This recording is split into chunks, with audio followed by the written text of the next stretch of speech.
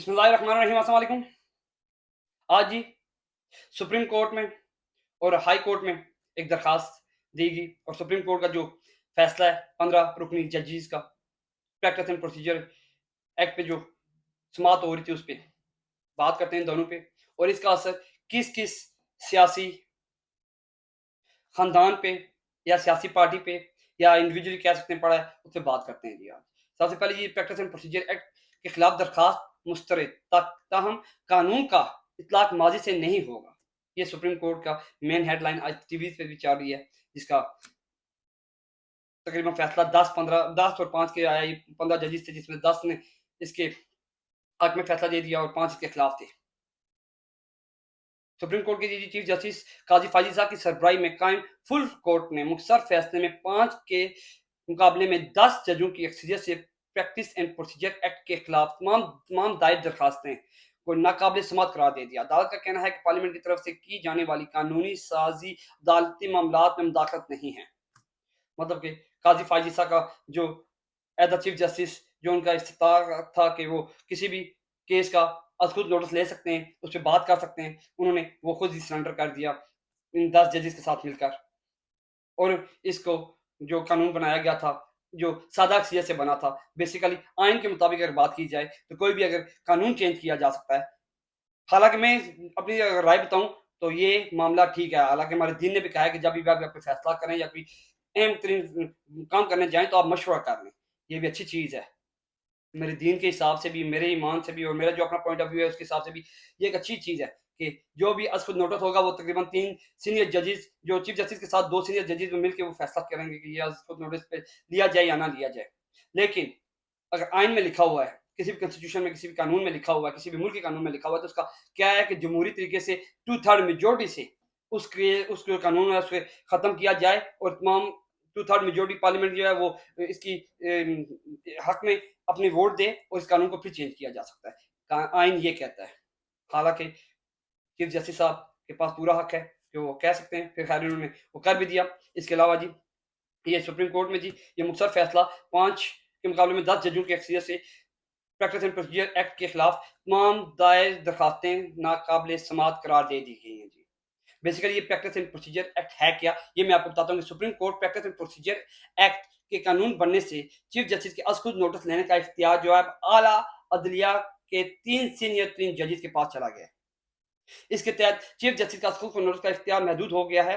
बेंचूस की तश्कील और असखुद नोटिस का फैसला एक कमेटी करेगी जिसमें चीफ जस्टिस और 2 जो सीनियर जो मैं आपको पहले बता चुका हूँ सीनियर जो जजेस हैं वो शामिल होंगे। और यही कमेटी बुनियादी इंसानी हकूक के मामलात कम अज़ कम 3 जजों पर मुश्तमिल जो बेंच होगा वो भिजवाएगी। मतलब कि ये 3 जज हायर करेंगे कि ये जजेस हैं और यही कमेटी फैसला करेगी ये जजेस होने चाहिए इस बेंच में और ये इनका फैसला चलेगा आगे। उसके बाद इंटर कोर्ट जो अपील होती है वो भी 14 रोज में समाप्त होगी। फिर एम नोयत के मामलात के मुकदमात 14 रोजों के अंदर समाप्त के लिए मुकर्रर होंगे। ये भी एक अच्छी बात है। चलें जी ये केस था। इस केस के बाद मेहरबानी करें, पिछली दफ़ा भी आपने अबू ज़ुबैर साहब से यही बहस करते हुए कहा था कि ये केस निपटा लें, इसके बाद बाकी केसेस की बात करेंगे। क्योंकि जब उन्होंने बात की थी इलेक्शन की 90 डेज़ के अंदर और दूसरे जो केसेस उनकी बात की थी तो उन्होंने आपने फरमाया था कि पहले ये केस निपटा लें। चलें इस केस को निपटाने की भी आपको जल्दी थी 17 तारीख से पहले-पहले वो आपने निपटा भी लिया। अब मेहरबानी फरमाएँ बाकी केसेस पे आएँ जो हमारे एक्स चीफ जस्टिस पाकिस्तान थे उमर अता बंजाल साहब उन्होंने जो 90 डेज़ में इलेक्शन का कहा था 14 मई का, अब वो भी ज़रा केस सुन लें, मेहरबानी फरमाएँ। और उसके अलावा जी और भी बड़े सारे पेंडिंग केस पड़े हुए हैं, ज़रा उन पे भी आ जाएँ, मेहरबानी फरमाएँ और ताकि हमें भी कुछ पाकिस्तानी अवाम को भी कोई हौसला तसल्ली हो कि हमें पता लगे कि वाक़ई जी जो लोग कह रहे थे जी काज़ी आएगा तो लग पता जाएगा, इंसाफ़ होगा, इंसाफ़ होता हुआ नज़र आएगा, इंसाफ़ होता हुआ दिखेगा। अब वो हमें भी दिखा दें, हमें भी बता दें, हमें भी सुना दें ताकि हमें भी तसल्ली हो जाए क्योंकि हमेशा तो इस मुल्क की तबाह हो चुकी है, नौकरियाँ इस मुल्क में नहीं रही। इस मुल्क की महँगाई ने बेड़ा गर्क कर दिया, गरीब रहा ही नहीं, मिडल क्लास वाला गरीब की भी गुर्बत से वो नीचे चला गया है, कड़ागरी से। इस मुल्क में सिर्फ़ अशराफिया ही रह गया है या वो रह गया जो चोरी, चारी, डाके या जो 2 नंबर का पैसा कमा रहे हैं, करप्शन कर रहे हैं, वो पैसा बना रहे हैं, वो सर्वाइव कर रहे हैं इस मुल्क में। उन्हीं को मेरे ख़्याल में दिया गया पावर कि आओ हुकूमत करो, चलाओ मुल्क, वरना ये मुल्क का तो कोई हिसाब नहीं चाह रहा। और यही प्रैक्टिस प्रोसीजर के माज़ी में खुद नोटिस के तहत दिए गए फैसलों का खिलाफ अपील का हक कलअदम। ये नवाज़ शरीफ की जो मैं बात की थी शुरू से, ये नवाज़ शरीफ के वजह से जो उन्होंने ये एक्ट पास किया था कि नवाज़ शरीफ को दोबारा अपील का हक मिलेगा और जहांगीर तरीन को ये दोबारा आएँगे, आके ये अपने केसेस डिफेंड करेंगे, उनके केसेस खत्म कर दिए जाएँगे, उनको दोबारा वो केस भी खत्म हो जाएगा और उनको दोबारा अहल कर दिया जाएगा। वो एक शिक छोड़ के बाकी सारे कानून जितने भी शिकें थी, उनको वैसे रहने दिया, खाली इस शिक पे ये तकरीबन 8 जजेस ने मुत्फिक हो गए और यहीं से जो नवाज शरीफ साहब बेंटली में बैठ के लंदन से हिथ्रो एयरपोर्ट से दुबई जा रहे हैं जद्दा के एयरपोर्ट पे, ये इनके लिए वो सफ़र मेरे ख्याल में आसान सफ़र नहीं होगा। रोते, धोते, काँपते, कुँपते जाएँगे वहाँ पे, पहुँचेंगे किस तरह और फिर अब वहाँ से पाकिस्तान आते हैं या नहीं, मैं इससे पहले भी कह चुका हूँ अपने व्लॉग में कि नवाज़ शरीफ साहब पाकिस्तान नहीं आएँगे और मैं आज भी उस बात पे कायम हूँ कि नवाज़ शरीफ पाकिस्तान नहीं आएँगे। क्योंकि अगर आज ये हो गया है अनटिल अनलेस उनको ये गारंटी ना दी जाए कि अगला जो वज़ीर आज़म होगा वो मरियम सफदर होगी। अगर मरियम सफदर की गारंटी मिलती है तो शायद वो पाकिस्तान आ सकते हैं। उसके भी 2-4% चांसेज़ हैं वरना 95+ % चांसेज़ हैं कि नवाज़ शरीफ वहाँ से वापस लंदन जाएँगे या किसी और मुल्क जाएँगे। क्योंकि इनकी प्लेटलेट्स कम होने शुरू हो गए हैं जहाँ तक खबरें आ रही हैं। क्योंकि जो काम हो गया इनके साथ, ये काम होना नहीं चाहिए था। ये यही सोच के बैठे हुए थे। इन्होंने ये कानून पास भी इसीलिए किया था और इन्होंने ये जलसे जुलूस और हालाँकि अवाम में अगर आप जाएँ, अवाम में कोई भी यहाँ पे जितने भी व्लॉगर्स हैं या टीवी एंकर्स हैं जो इन्होंने अपने यूट्यूब चैनल बनाए, फेसबुक चैनल बनाए हुए, टिकटॉक चैनल बनाए हुए, वो जब जाते हैं, जाके जब लोगों के साथ बात करते हैं, नवाज़ शरीफ के बारे में पूछते हैं और जो लोग उनके नवाज़ शरीफ के बारे में बातें करते हैं, वो बातें हम यहाँ पर आपको दिखा भी नहीं सकते, बता भी नहीं सकते और कह भी नहीं सकते।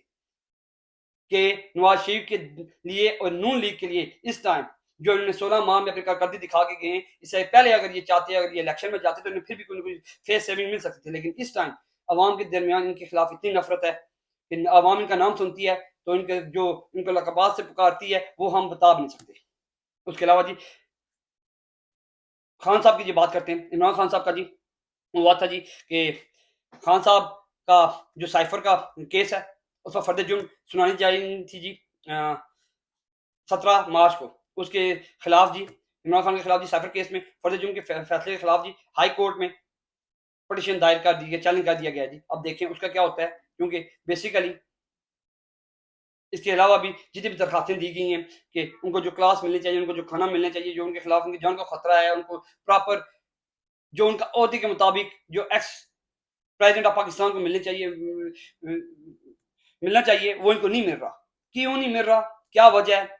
किसके कहने पे नहीं मिल रहा? और दूसरी बात, जो उन पे जो केस था तोशा खाना, वो तो डिसमिस हो चुका है।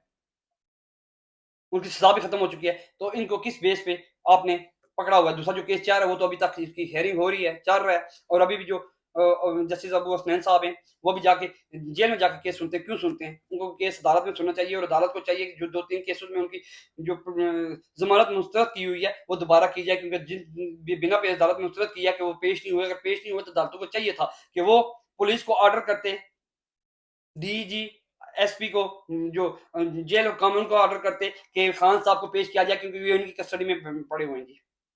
अगर वो उनको पेश नहीं करते तो फिर कसूर किसका है?